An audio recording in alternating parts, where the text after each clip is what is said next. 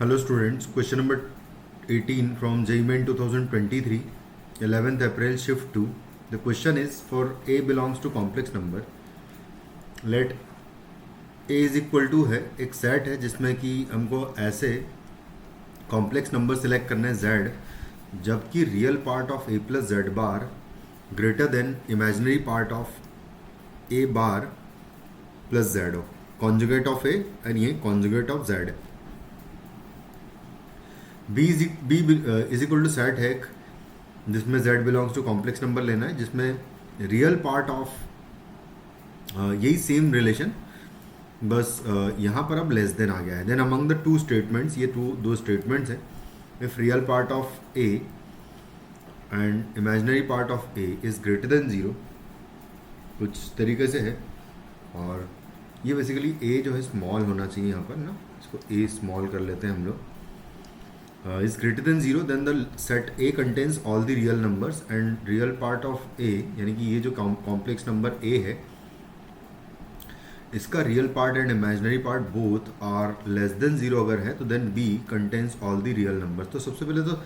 Solve करते हैं इसको, देखते हैं भाई कौन सा स्टेटमेंट ट्रू होगा या फॉल्स होगा. तो A को मैं एक सेट एक कॉम्प्लेक्स नंबर रिज्यूम कर लूँगा कि x1 ये हो जाएगा x1 प्लस आयोटा y1 और z कॉम्प्लेक्स नंबर में अज्यूम कर लूँगा x2 प्लस आयोटा y2. तो इसके अकॉर्डिंगली a बार अगर बात करें तो a बार इसका कॉन्जुगेट होगा जो कि होगा x1 minus iota y1 and z bar equal to आएगा x2 माइनस आयोटा y2. उसके बाद हम यहाँ पर a प्लस z बार की वैल्यू निकाल लेते हैं और a बार प्लस z की वैल्यू. तो a प्लस z बार यानी कि a प्लस z बार करेंगे तो यहाँ से आ जाएगा x1 प्लस x2 एंड आएगा plus iota times y1 minus y2, कुछ इस तरीके से आएगा. उसके बाद फिर a बार प्लस z की वैल्यू अगर निकालें तो a bar plus z equal to आएगा z एंड a बार ये है तो x1 प्लस x2 आएगा एंड प्लस आएगा iota times y2 minus y1 इस बार आ जाएगा. इस तरीके से हो जाएगा. उसके बाद यहाँ पर हम कंपेयर करना चाहें तो फर्स्ट a सेट के लिए देखें अगर, और उससे पहले हम लोग निकाल ही लेते हैं कि जैसे मान लो real part of a plus Z bar की अगर बात करें, क्योंकि इसका रियल पार्ट ही निकालना है बेसिकली दोनों जगह a प्लस जेड बार का. तो a प्लस जेड बार का रियल पार्ट है x1 plus x2 and imaginary part of a bar plus z की ज़रूरत है तो ये इक्वल टू हो जाएगा a बार प्लस z का इमेजिनरी पार्ट यानी कि y2 माइनस y1 हो जाएगा. अब हम सारे जो सेट्स हैं उनको अगर देखें तो देखो क्या लिखा हुआ है, एक बार हम इसको सॉल्व करते हैं. तो जो फर्स्ट सेट पे लिखा हुआ है a सेट में कि real part of a plus Z bar is less than imaginary part of a bar plus z, यानी कि this quantity is less than this quantity, यानी कि यहाँ से आ जाएगा इस वाले सेट के लिए x1 प्लस x2 का वैल्यू ग्रेटर देन हो जाएगा क्योंकि यहाँ पर इमेजिनरी पार्ट ए सेट हमारा ये है तो ए सेट के लिए ये करेंगे ग्रेटर देन, यहाँ पर आएगा imaginary part of A bar plus Z, तो ये ग्रेटर देन ही आएगा. सही है. तो ए x1 plus x2 is greater then y2 minus y1 आ जाएगा यहाँ से. तो इसको जब सॉल्व करेंगे तो यहाँ से बेसिकली ऐसे कॉम्प्लेक्स नंबर z सेलेक्ट करना है x1 तो यहाँ से आ जाएगा x1 plus x2 plus y1 is greater then y2. Same में बी सेट के लिए इसका जस्ट उल्टा है, मतलब कि x1 plus x2 less than y2 minus y1 है. तो यहाँ से आ जाएगा x1 प्लस x2 एंड आएगा plus y1 is less than y2, कुछ ऐसा आ रहा है. अब उसके बाद हमें कुछ कंडीशंस गिवन है, जैसे कि स्टेटमेंट S1 में उसने कहा है कि real part of a and imaginary part of a is greater then 0 अगर है तो इसका मतलब x1 y1 के बारे में उसने कमेंट किया है S1 स्टेटमेंट के लिए.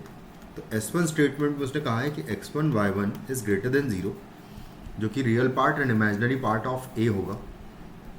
वो ग्रेटर देन 0 है। अगर ये ग्रेटर देन 0 होगा तो इसका मतलब सबसे पहले ए स्टेटमेंट की बात करें, ए सेट की बात करें, तो अगर x1 y1 ग्रेटर देन 0 है, ये चीज़ ग्रेटर देन 0 हो गई, तो ऐसा हो जाएगा ये स्टेटमेंट कि x2 is greater than minus times x1 plus y1 and आएगा प्लस y2। अब वो ये कह रहे हैं कि ये then the set A contains all the real numbers, ये सारे रियल नंबर्स को कंटेन करेगा, ये उसने कहा है। लेकिन यहाँ पर अगर एक सिचुएशन देखी जाए तो सिचुएशन ये होगी कि अगर मान लो x1 y1 तो खैर पॉजिटिव है, कोई दिक्कत नहीं है, तो ये नेगेटिव नंबर होगा कोई, और प्लस y2 का वैल्यू अगर मान लो सिर्फ आप सिंपली 0 ही ले लो, तो यहाँ से x2 ग्रेटर देन आ जाएगा minus times x1 plus y1, ऐसा आ जाएगा। तो जो सेट ए है उसमें बेसिकली सिर्फ उस टाइप के नंबर्स आएंगे जिसमें कि x2 जो है greater than some particular number होगा, तो इसमें सारा रियल नंबर कवर नहीं हो पाएंगे। सारे रियल नंबर्स अगर होते, सारे रियल नंबर्स x2 की प्लेस पर आ सकते थे, बट ऐसा नहीं हो पाएगा क्योंकि ये एक पॉजिटिव नंबर है। तो समथिंग मान लो कि इन दोनों का सम, जैसे मान लो किसी सिचुएशन में -2 है, तो x2 should be greater than -2, और अगर x2 ग्रेटर देन -2 होगा तो कुछ पार्ट ऑफ रियल नंबर्स आ रहा है, मतलब -2 से इन्फिनिटी हो जाएगा, -10 से इन्फिनिटी हो जाएगा, बट पूरा रियल नंबर, रियल एक्सिस जो है वो कवर नहीं कर रहा है, यानी कि S1 स्टेटमेंट इज फॉल्स। उसके बाद सेम में S2 की अगर बात करें तो S2 में भी हम लोग सेम ही देखेंगे कि उसने कहा है कि इस बार इनका वैल्यू अगर लेस देन 0 कर दें, तो अगर ये लेस देन 0 कर देंगे तो उस सिचुएशन में ये बी सेट के लिए कमेंट कहा है उसने। तो अगर मान लो कि x1 x2 का वैल्यू, दोनों का वैल्यू, x1 y1 का वैल्यू, सॉरी, क्योंकि real part and imaginary part of a बोला है उसने कि वो अगर लेस देन 0 हो जाएंगे दोनों, तो उस सिचुएशन में x2 का value greater than, sorry, less than आएगा इस बार, minus times x1 plus y1 आ जाएगा एंड प्लस आएगा y2। तो फिर से अगर y2 मान लो मैं 0 ले लेता हूँ, तो यहाँ से आ जाएगा x2 less than minus times x1 plus y1 आएगा, और ये फिर से किसी नंबर से लेस देन क्वांटिटी सिर्फ x2 की आ रही है, तो सारे रियल नंबर्स ये कवर नहीं कर रहा है इस बार, फिर से ये सिर्फ पार्ट ऑफ रियल नंबर आएंगे, तो ये वाला स्टेटमेंट भी फॉल्स हो जाएगा। तो दोनों ही स्टेटमेंट बेसिकली फॉल्स है, तो हमारा option 2 is the correct answer. Thank you.